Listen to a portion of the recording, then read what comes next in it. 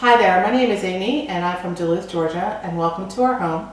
We have recently updated our kitchen. Reason being is we lived here for a little over 6 years and our house was in need of a kitchen update. One, to stay in competition with our neighborhood from the home values, and more importantly, my husband and I love to entertain and wanted to have just a nicer kitchen in order to cook and have our friends and family over. So what we started with was a basic kitchen in these neighborhoods that basically comprised of white laminate countertops. Our model in particular had a second-story counter, and although at first we thought that was really fun and neat, the problem with that is that it wasn't really a good flow in the kitchen.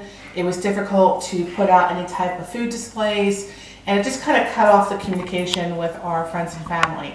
So one of the biggest things that we did is we invested in a very high-grade granite, which this is called the exotic granite.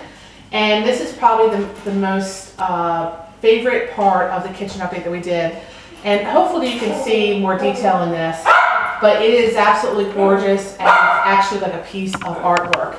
And what they did was they knocked down that second-story counter and was able to put one large piece of granite through the area of where the kitchen sink is.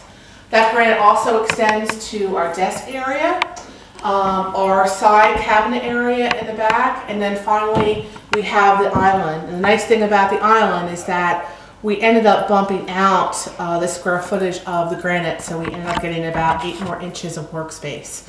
So the granite is absolutely beautiful. We kept the existing cabinets, but what we did was we went with a softer color. They were stark white with the updated hardware, but they were white. And I wasn't really keen on doing any type of faux finish on there. I didn't want to keep the white, so we went with a softer cream color, which we could not have been happier with. It turned out beautiful. We also updated the backsplash, which before was white subtile.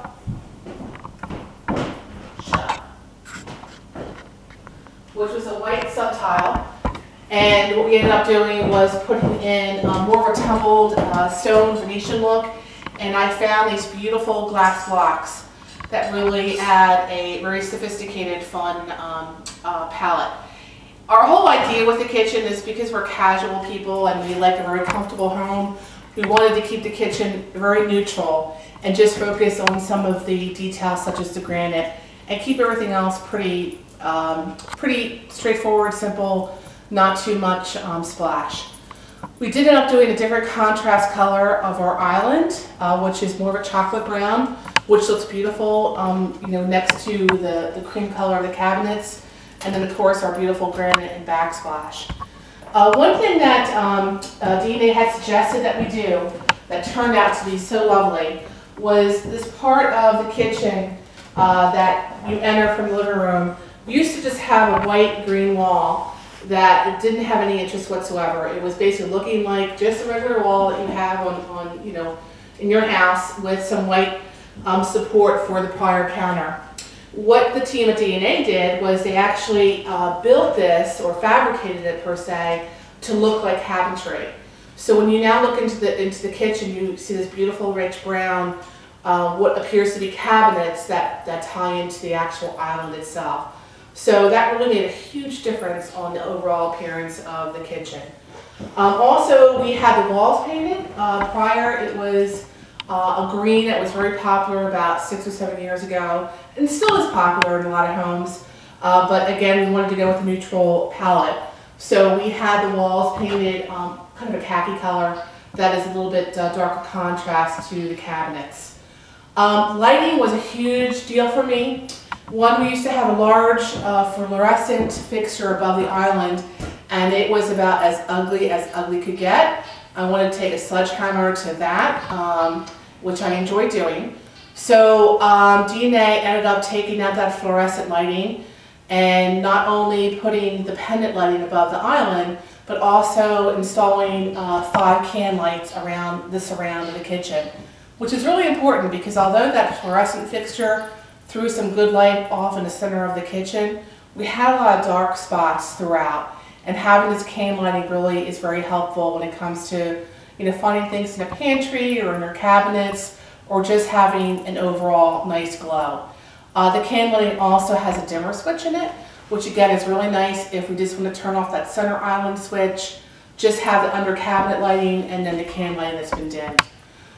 Speaking of under counter lighting, pardon me, we did actually have new under the cabinet lighting installed, which if anyone is out there considering whether to do it or not, I would definitely recommend that you do that, because it adds a really nice soft element to the kitchen, especially in the evening time when you're coming in and out to get a glass of water or a snack, you know, while you're watching TV.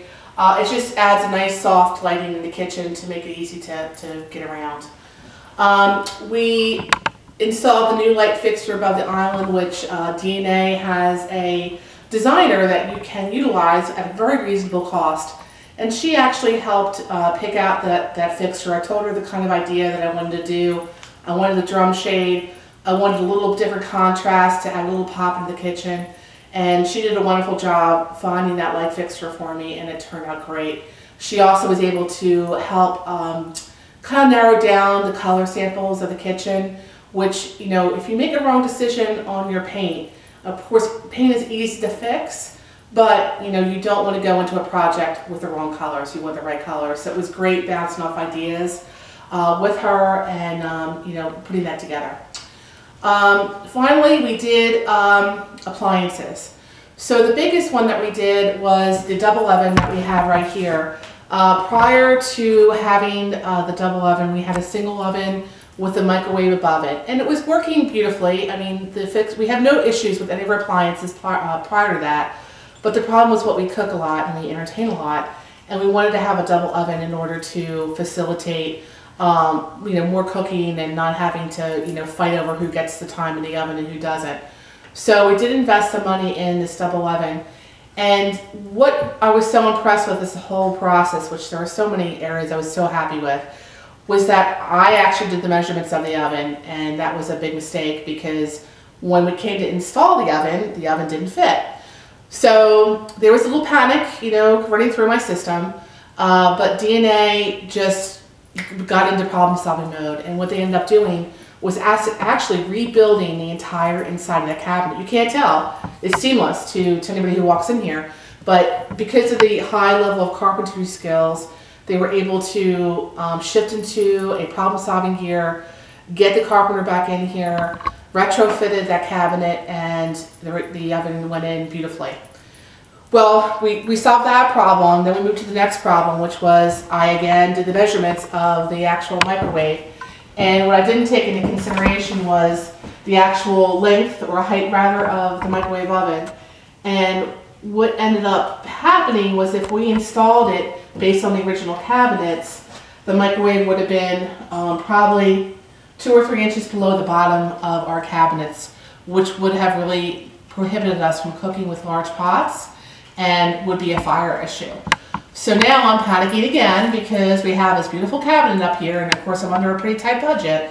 You know, how are we going to be able to fix this? Because having that microwave installed so low would not be acceptable.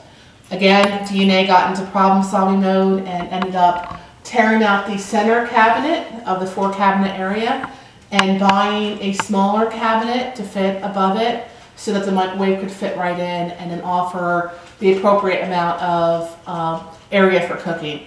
Again, they did it on a whim. They moved quickly to keep me on track for my schedule. Budget-wise, I was really pleased. Although we went over budget, in those areas, it was not because of any miscommunication from DNA on the front end. It was because of my mistakes on the front end. So the budget was not a major deal whatsoever because they did everything really quite efficiently and from a cost-effective mode. So that was the second problem that we had doing the kitchen redo. But again, I say problem, it really wasn't a problem because they solved it immediately, and I was so happy with how they responded to those issues. Otherwise, we did end up putting a new downdraft gas cooktop in, which for those of you that have a downdraft gas cooktop, beware, there's not as many solutions for downdraft versus updraft. and you're limited to as far as what brands are out there. However, I did my research. We went with the Whirlpool again, downdraft. I think if I were to do this over again, the only thing I would probably change is choking up some more money and investing in a Gen Air or higher end gas top. This is fine, but I think that if I put a little more money out there, it would have been a better solution for the kitchen. Some fun things that we did here that was about doing some research and talking to friends and neighbors about what they like and don't like about their kitchen is that I have this wonderful deep sink that we have here. And at first I was going to go with a double sink, talk to a few folks, and they had recommended, based on the type of entertaining and cooking that we do here, to look at getting a single deep sink. And let me tell you, I'm so happy that I went with that solution, because if you're entertaining or if you're just tired one night and don't want to do things right away, you literally can stack all your dinner dishes, your pots, your pans, you know, your cups, your saucers in that sink. You can clean off your countertops and you have a clean working area, and it looks nice. So you don't have all these piles of dishes. So it's really efficient, nice big pots in there. And then another friend had suggested that if I'm going to be getting a new faucet, which of course we would, is to look into the ones that automatically turn on. And sure enough, this is a Delta faucet that you just touch and it turns on and it turns off, which is really lovely, because as we all know, especially if we're working and baking and our hands are dirty, especially if you're dealing with any kind of poultry or chicken and turkey, you don't want to touch these surfaces with your hands because you don't want to contaminate them, which is so nice. You just tap, you know, your arm on there, rinse off your hands, and then tap it off again. So that was a really wonderful feature that was a really minimal investment, but made a big difference in the overall kitchen. So that pretty much sums up, I think, everything that we had done here.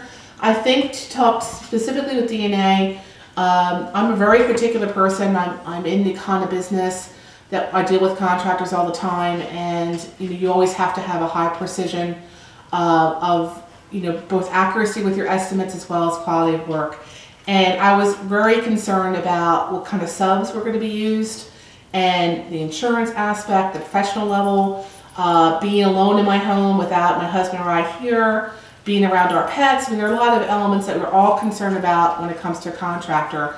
And I would have to say that any one of those the DNA team members were always welcome in my home, with me or without me or my husband here. I never had any concern about anyone coming into my home and fearing any type of theft or damage, or, you know, concern about my animals. And for me to say that really is a big deal, because I'm not a very trusting person when it comes to strangers. But they all became part of our family, and they did, you know, a phenomenal job. So one, the trust level. Secondly, the level of professionalism I have not experienced in trades here in the Southeast. The team of DNA, not only are they very talented and artists in their own particular area, but they're very professional, and they're business people. And if you're a business person, you want to deal with business people as well. And I felt as though I received that from every element of the kitchen process. So I can't say enough good things about the experience with DNA and our kitchen. We love it. I know it's not flashy, fancy, but I think it's beautiful, and we're really enjoying it. So thank you.